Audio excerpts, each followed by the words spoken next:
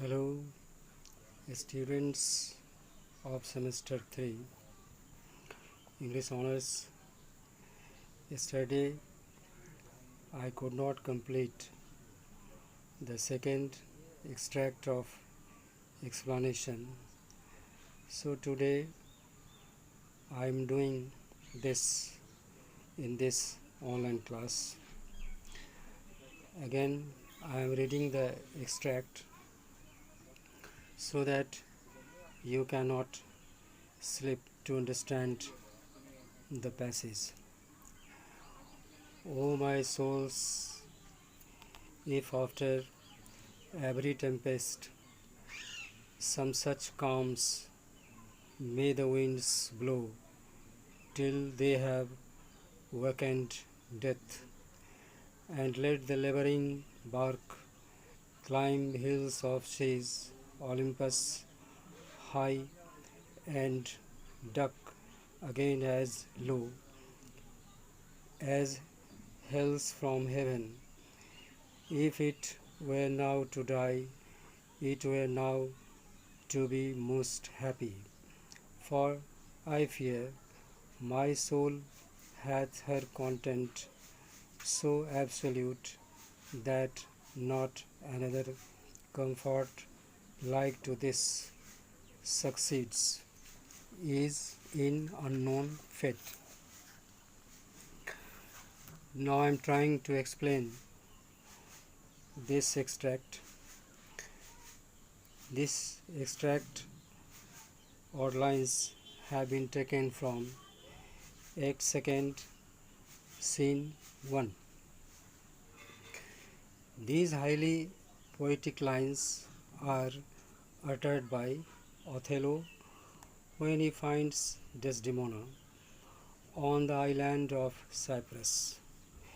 She has evidently reached the island earlier, while Othello, who had sailed in a different ship, had to face a hard tempest on his way. To see his dear Desdemona, Othello burst out into poetry of high love. He says, if every storm may bring such calm and joyous sight as I see now before me, after experiencing such a hard tempest on my way, I would not mind even if storms were even more fierce.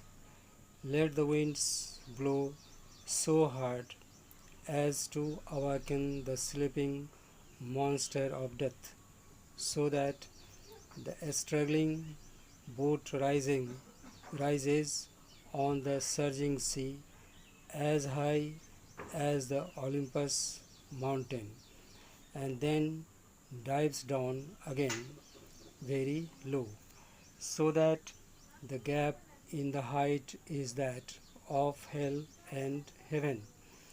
It will be really the height of happiness to die in such a blissful state. My soul enjoys such deep and absolute happiness at present that I fear the like of which may never be experienced in the future, which is uncertain and unknown. But the irony of these prophetic words may be marked. The unknown future never brought him equal happiness, but only death, his own and hers too. The romantic imagination of Othello may also be marked here. And this is the end of the explanation of this extract. Now I am trying to read out the next extract of explanation. Now, sir, this granted, as it is a most pregnant and unforced position, who stands so eminent in the degree of this fortune as Cassio does. A knave very valuable, no further conscionable than in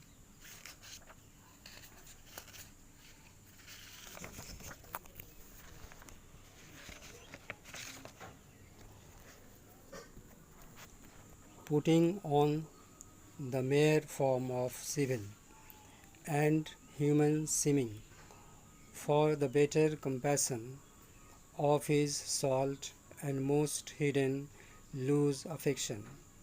Winan, a sleeper and subtle knave, a finder of occasions that has an eye